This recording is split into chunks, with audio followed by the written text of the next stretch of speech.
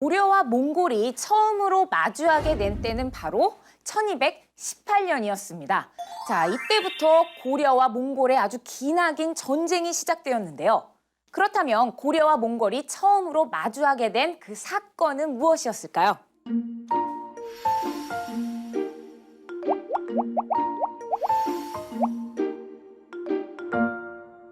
거란군을 쫓던 이 몽골군은 이 고려의 영토까지 들어오게 되었는데요. 이때 몽골군은 바로 고려의 도움을 받아서 거란군을 무찌르게 됩니다. 그런데 이 몽골군이 오히려 고려를 구해줬다고 하면서 이 고려에게 매년 물품을 바치라고 요구하게 됩니다. 자, 고려군은 이 기가 막혔지만 이 세계 최강의 몽골 군대와의 싸움을 피하기 위해서 몽골의 요구를 들어주기로 합니다. 그런데 1225년 이 몽골의 사신 저고려가 이 고려의 물품을 받으러 고려에 왔다가 돌아가는 길에 이 원인 모를 죽음을 당하게 됩니다. 자, 이때부터 몽골은 이것을 구실로 고려를 공격하게 됩니다. 자, 압록강을 건넌 몽골군은 바로 의주를 향해 쳐들어갑니다. 자, 의주성에 있던 사람들은 몽골군을 보자마자 바로 항복해버리고 자, 몽골군은 쉽게 의주성을 점령하게 됩니다. 자, 그다음 몽골군은 바로 철주를 향하는데요. 자, 철주성에 있는 사람들도 저항을 하지만 이 강한 몽골군을 당해낼 수는 없었습니다. 자, 몽골군은 계속해서 남쪽으로 내려가서 귀주에 도착하게 됩니다. 이때 귀주는 박서 장군이 지키고 있었는데요. 자, 평안북도 귀주성을 지키고 있던 박서 장군은 이 군인과 백성들과 함께 끝까지 저항하기로 합니다. 자, 그래서 몽골군은 30여일 동안 이 귀주성을 함락시키지 못했습니다. 선생님, 설마 고려가 몽골에게 계속 당하고만 있었던 건 아니죠? 맞아요. 무슨 수를 써야 해요. 이렇게 당하고만 있을 수는 없어요. 그래요. 그런데 그때 당시 고려 정부의 상황을 먼저 이야기해 줄게요.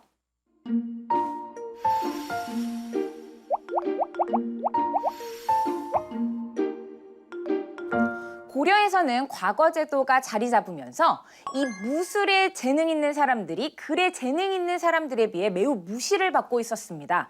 자, 그런데 이러한 차별에 화가 난 무신들이 결국 반란을 일으켰고 결국 정권을 잡게 되었습니다. 자, 그중에서도 왕보다도 더 큰 힘을 가지고 있고 정권을 잡고 있던 사람이 있었는데요. 그 사람이 바로 최후였습니다. 최후는 이 몽골의 간섭이 심해지자 이 몽골과 끝까지 싸울 것을 결심하고 바로 수도를 개경에서 강화도로 옮기기로 결심합니다. 자, 그렇다면 왜 강화도로 옮겼을까요? 그것은 바로 강화도의 위치 때문인데요. 이 강화도는 개경에서 아주 가까울 뿐만 아니라 이 적들의 침입에 대비하기에 유리한 자연 환경을 가지고 있었습니다. 특히 사방이 바다로 둘러싸여 있어서 이 초원에서만 전투를 하던 몽골군에게는 바다 전투가 아주 불리할 것이라고 생각했기 때문이었습니다. 수도를 강화도로 옮기기로 결심한 최후는 이 강화도에 군사들을 보내 궁궐과 성을 쌓고 관리와 백성들이 살 집을 짓게 했습니다. 자, 그리고 왕을 비롯한 귀족들은 모두 강화도로 이사를 갔습니다. 그럼 강화도에 살지 않는 백성들은 어떻게 해요? 맞아요. 강화도로 이사가지 못한 사람들도 많았을 거 아니에요. 맞아요. 그래서 강화도로 들어가지 못하고 육지에 남아있는 백성들은 엄청난 고통을 겪어야만 했습니다. 자, 몽골군에게 끌려가기도 하고 이 몽골군에게 많은 죽임을 당하기도 했는데요. 자, 특히 이 농사지을 땅도 황폐화되고 또 초조대장경이나 황룡사 9층 목탑이 불타버리기도 했습니다.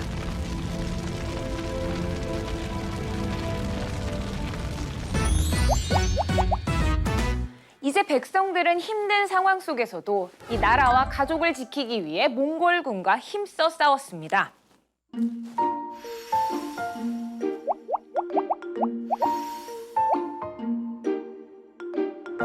자, 이렇게 백성들이 몽골군과 힘써 싸우는 과정 중에서 눈에 띄는 전투가 있는데요. 바로 1232년과 1253년 이 몽골군과 싸워서 바로 두 차례나 성을 지켜냈던 전투입니다. 그곳이 바로 처인성과 충주성이죠. 지금의 경기도 용인에 있었던 처인성은 그 당시 작은 토성이었습니다. 성 안에 있는 사람들은 전투 경험도 없고 제대로 된 군사훈련도 받지 못했습니다. 하지만 이런 힘든 상황에서도 승려였던 김윤후는 백성들을 모아 몽골군과 싸웠습니다. 우리 모두 목숨을 걸고 싸워 고려를 지켜냅시다. 군사 훈련도 받지 못한 사람들이 우리와 싸우겠다고? 가소롭군. 몽골군은 처인성을 지키던 고려 백성들을 우습게 봤습니다.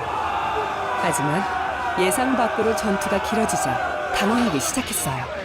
그리고 바로 그때 어디 맛 좀 봐라. 야! 몽골군의 사령관인 살리타이가 김윤호가 쏜 화살에 맞아 쓰러지게 되었습니다. 갑자기 지휘관을 잃은 몽골군은 후퇴하게 됩니다. 자, 이렇게 갑작스럽게 지휘관을 잃게 된 몽골군은 결국 후퇴하고 맙니다. 자, 이렇게 처인성 전투에서 김윤우는 몽골군과 싸워 크게 승리했는데요. 자, 여기 보이는 민족 기록화는 바로 이 처인성 전투를 나타내고 있습니다. 자, 저 왼쪽에 활을 들고 있는 바로 사람이 김윤우라는 승려인데요. 자, 김윤우는 처인성 전투가 끝나고 그로부터 21년 후 1253년에 이 충주성에서 다시 한번 몽골군과 맞붙게 됩니다. 충주성의 전투는 70여 일이나 계속되었습니다. 그 사이 성 안에 있던 식량은 거의 다 떨어지게 되었죠. 더 이상 먹을 식량이 없습니다. 그냥 몽골군에게 항복하는 게 어떨까요? 항복은 절대 안 됩니다. 여러분이 최선을 다해 적과 싸운다면 신분에 상관없이 벼슬을 내릴 것입니다. 김윤후는 노비 문서를 모두 가져다 사람들이 보이는 앞에서 불태워버렸습니다. 그리고 전투 중에 빼앗은 물건도 골고루 나눠주면서 백성들의 사기를 붙돋았죠. 다시 똘똘 뭉친 백성들은 결국 몽골군의 공격을 막아냈고 몽골군은 후퇴합니다. 만세! 우리가 충주성을 지켜야겠다!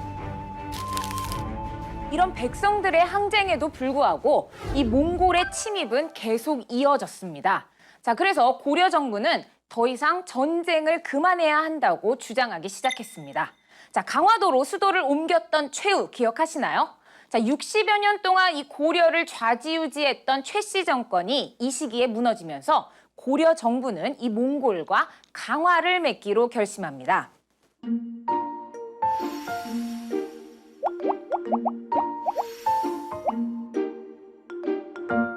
자, 이때 몽골군은 바로 고려에게 강화도에서 나와서 수도 개경으로 돌아올 것을 요구하고 고려 정부는 그대로 따르기로 합니다.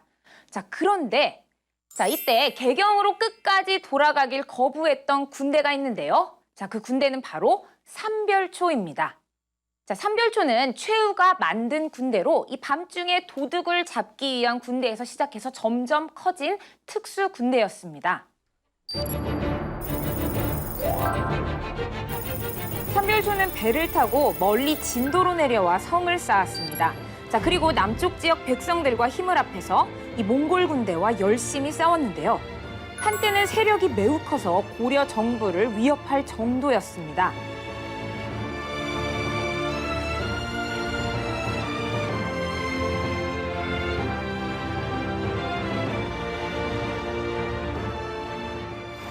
고려군은 몽골군과 힘을 합하여 삼별초를 총공격하였는데요. 자, 삼별초는 다시 제주도로 옮겨가 끝까지 싸웠으나 끝내 진압되고 말았습니다.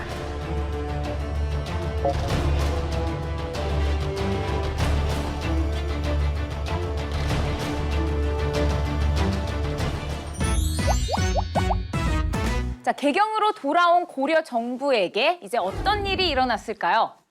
자, 이때 몽골은 이 나라 이름을 원이라고 바꾸고 중국 대륙 전체를 차지하면서 나라의 힘이 굉장히 강해졌습니다. 자, 몽골과 강화를 맺으면서 원나라의 간섭이 시작되었습니다.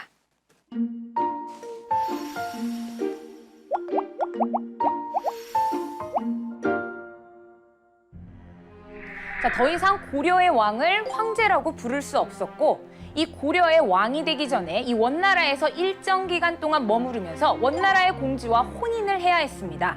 자, 그리고 고려의 왕이 된 후에도 이 원나라에 충성을 한다는 의미로 이름 앞에 충자를 붙여야만 했습니다. 자, 그리고 이 원나라는 고려의 왕이 마음에 들지 않으면 이 원나라 마음대로 바꾸었습니다.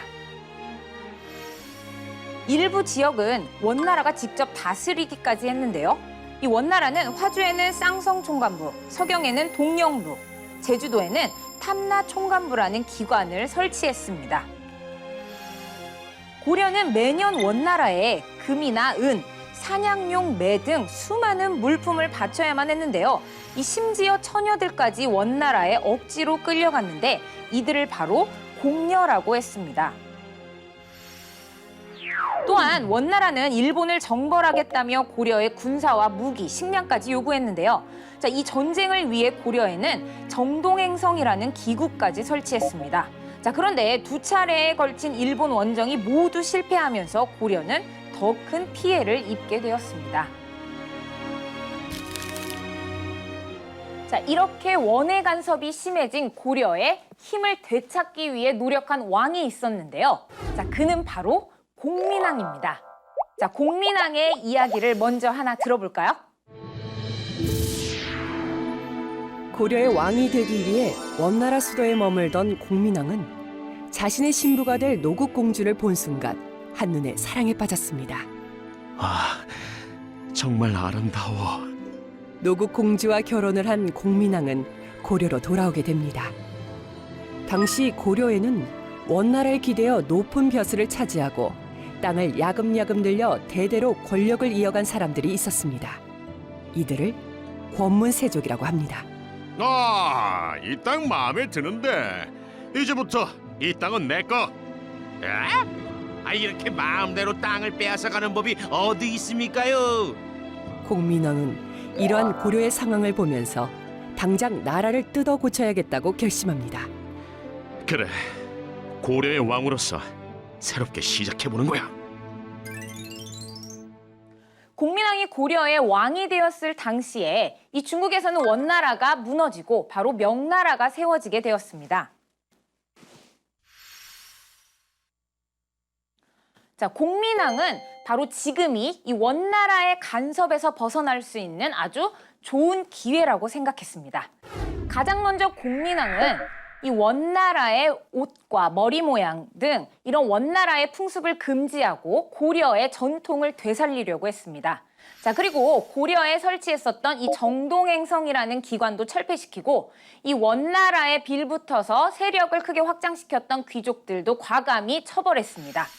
자, 그리고 바로 원나라에 빼앗겼던 우리의 영토도 찾아왔는데요. 옛 고려의 영토였던 이 쌍성총관부는 이 공민왕이 군사를 일으켜서 바로 몽골군과 싸워서 다시 되찾아왔습니다. 공민왕은 백성들의 생활도 보살피기 위해 노력했습니다. 땅을 잃고 노비가 된 백성들을 보살피기 위해 이 새로운 관청을 만들고 신돈이라는 승려를 책임자로 삼았습니다. 자, 이러한 신돈의 노력으로 땅을 되찾은 사람도 있었지만 힘 있는 사람의 반대가 너무 커서 결국 실패하고 말았습니다.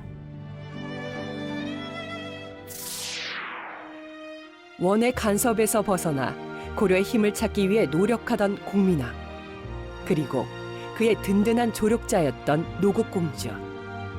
금슬이 좋았던 두 사람은 15년 만에 아이를 갖게 되었습니다. 그러나 기쁨도 잠시, 노국공주는 아이를 낳다 세상을 떠나고 맙니다. 나를 두고 어디를 간 것이오? 이 음식 좀 먹어보시오. 공민왕은 노국공주가 죽은 후 개혁의 뜻을 서서히 잃게 됩니다. 몽골과 기나긴 전쟁을 했던 고려의 모습을 살펴보았는데요. 자, 개경에서 수도를 강화도로 옮겼던 고려 정부와 이 나라의 힘을 한데 모아 싸웠던 백성들의 모습을 살펴보았습니다. 자, 그리고 고려가 항복한 후에 바로 끝까지 남아서 싸웠던 삼별초도 만나보았고요. 또 전쟁이 끝이 난 후 바로 원의 간섭기에서 벗어나기 위해 노력했던 공민왕의 노력도 살펴보았습니다.